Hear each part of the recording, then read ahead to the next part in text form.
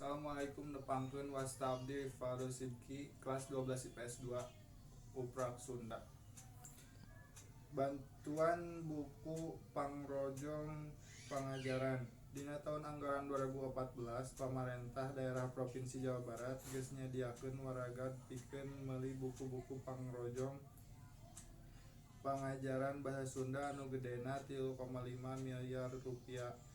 Kitu anu ditandeskeun ku Gubernur Jawa Barat dina wawancara jeung majalah Sunda Kemis 10 November 2017.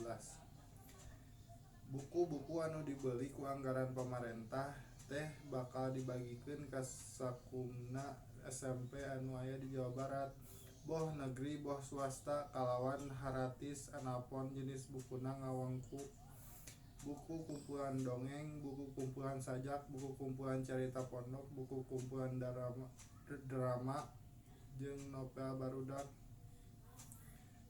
Buku anu bakal dibagikeun teh teu sagawayah tapi kudu diajen heula ku tim pangajen anu diwangun ku para sastrawan budayawan jeung akademisi.